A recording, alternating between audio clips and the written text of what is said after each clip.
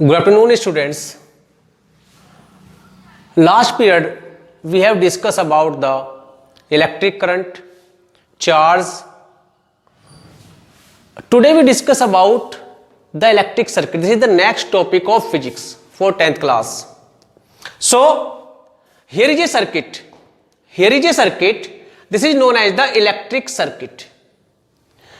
Electric circuit means electric circuit is a path for transmitting electric current. Electric circuit वो circuit है जो electric current को transmit करने का काम करता है, जो इलेक्ट्रिक करंट को ट्रांसमिट करने का काम करता है. अब इस ये electric circuit made by the different component. Here is a some component which is used by the electric circuit. Here is a example of circuit. Here is a battery and bulb, ammeter and switch. So the current flow, the battery and bulb is glow. This is the wire. Current इस wire से flow हो रहा है battery के positive terminal से, और ये bulb इस करंट के जाने पर ग्लो कर रहा है. एमीटर, जो हमने यहां पे एमीटर का सिंबल लगाया हुआ है, एमीटर क्या काम करता है? ये करंट कितना आ रहा है उसको मेजर करने का काम कौन करता है? Ammeter.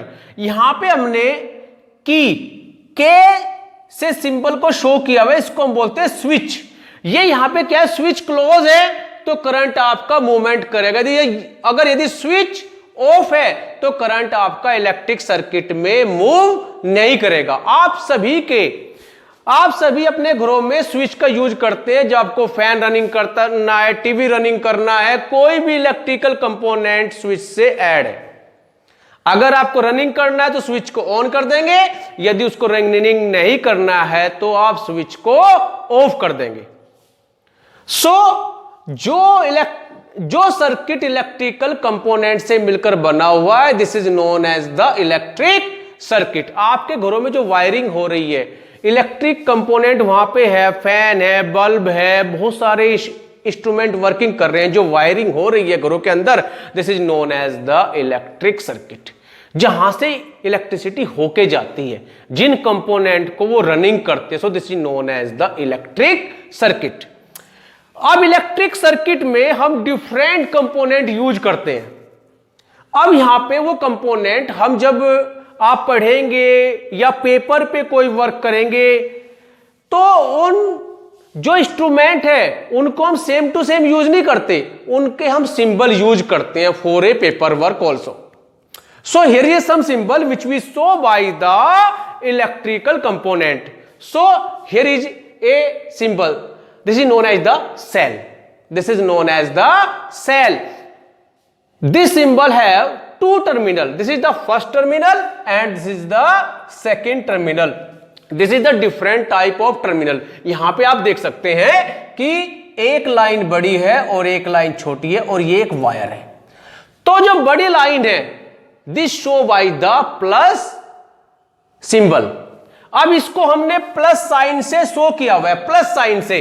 Plus sign means positive, ये इसका पॉजिटिव टर्मिनल है और ये सेल का निगेटिव टर्मिनल है. दिस मींस इलेक्ट्रिक करंट इस टर्मिनल से फ्लो होगा. इलेक्ट्रिक करंट इस प्लस साइन से मूव करेगा. Next is battery.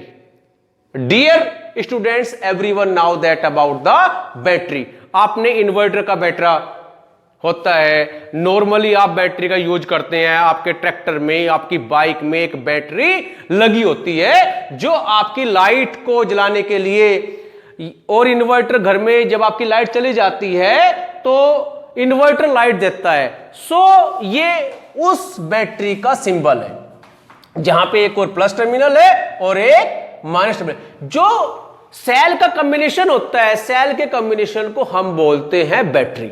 अब जितने उसमें सेल होंगे उतनी बड़ी बैटरी होगी, उतनी प्लेट की बैटरी हम उसे बोल सकते हैं. सो यहां पे मैंने 3 सेल का यूज किया हुआ है.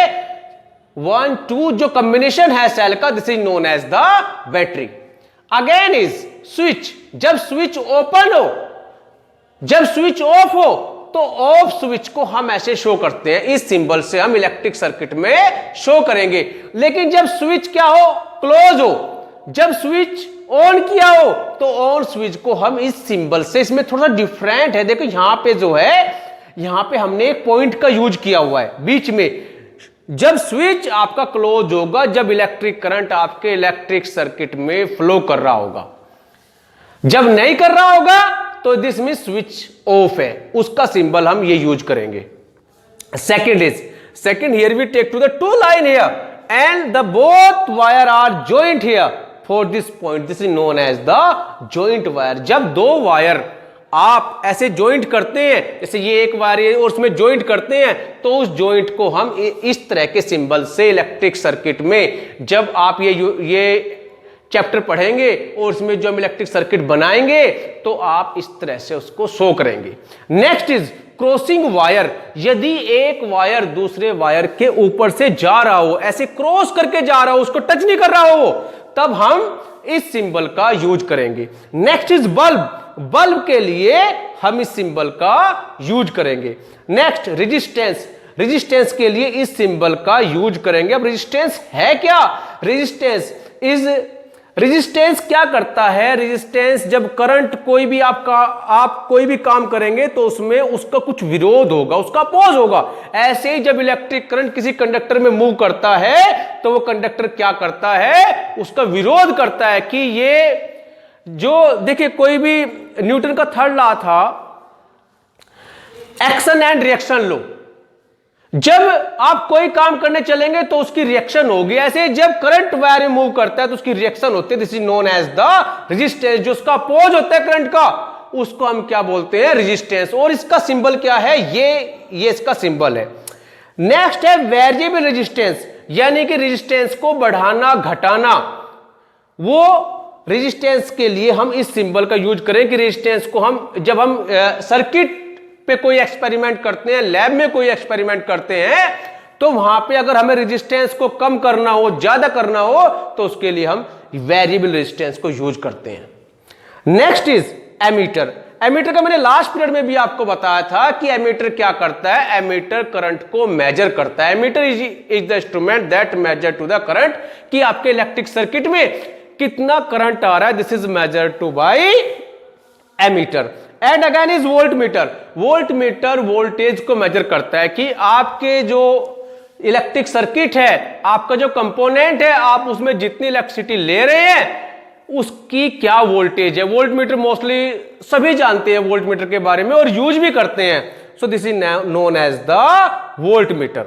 Again we discuss about the charge. आपको मैंने चार्ज के बारे में डिस्कस किया था। Charge we represent by charge Q, and इसकी जो वैल्यू होती है 1.6 cross 10 to the power -19 coulomb इसकी वैल्यू होती है। ये जो वैल्यू है, ये एक पार्टिकल पे वो इलेक्ट्रॉन हो सकता है, प्रोटॉन हो सकता है। यदि इलेक्ट्रॉन है तो इलेक्ट्रॉन पर इसकी वैल्यू होगी -1.6 क्रॉस 10 टू द पावर -19। यदि वो प्रोटॉन है तो प्रोटॉन पे वैल्यू होगी 1.6 cross 10 to the power -19 coulomb.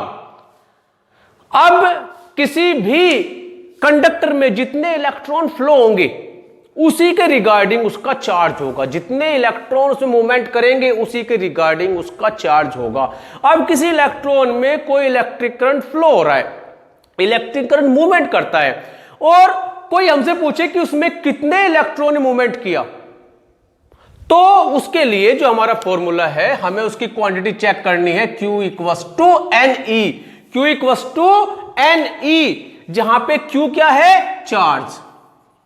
Q is a charge, N is a number of electron, and E is the charge on one electron. N is a charge on one electron. Okay, so we calculate here the quantity of electron which we flow on an conductor.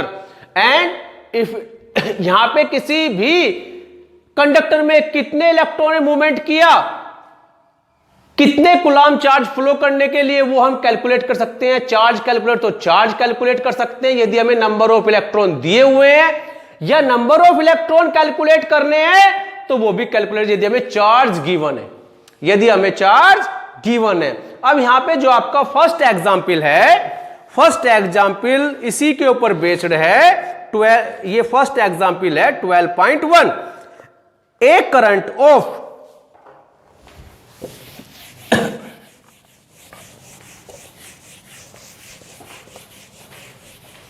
ये first example है 12.1। A current of 0.5 ampere is drawn by the filament of electric bulb for 10 minutes. Find the amount of electric charge that flow through the circuit. हमें यहां पे current की value दी हुई है I equals to, example है आपका 12.1। Current की value दी है 0.5 ampere. Is draw two the filament of electric bulb for 10 minutes. किसी इलेक्ट्रिक बल्ब को इतना करंट 10 मिनट 10 मिनट को 10 मिनट तक जलाने के लिए 10 मिनट 10 मिनट। कितने इलेक्ट्रॉन को, find the amount of electric charge that flow through the current. कितना अमाउंट होगा इलेक्ट्रिक चार्ज का, यानी कि हमें चार्ज यहां पे कैलकुलेट करना है। इतना करंट दिया हुआ है, ये टाइम दिया हुआ है, और चार्ज की वैल्यू काउंट करा रहा है। Q की वैल्यू हमें काउंट करनी है। इतने एम्पियर को 10 मिनट तक फ्लो करने के लिए कितना चार्ज की रिक्वायरमेंट होगी, ये हमें कैलकुलेट करना है। So dear student, firstly we calculate to the time into second. Here is 10 minute, so 1 minute 10 into 60 seconds, so this is 600 seconds. And you now that the formula of electric current, I equals to Q by T, and here will be calculate to the Q, so Q equals to I T. Here is the corresponding multiply. So Q equals to I T. Q equals to the value of here is I is 0.5 and T is 600. So Q equals to 60 into 5 equals to 300 coulomb. Okay, thank you. Next topic we discuss to the next day. Okay.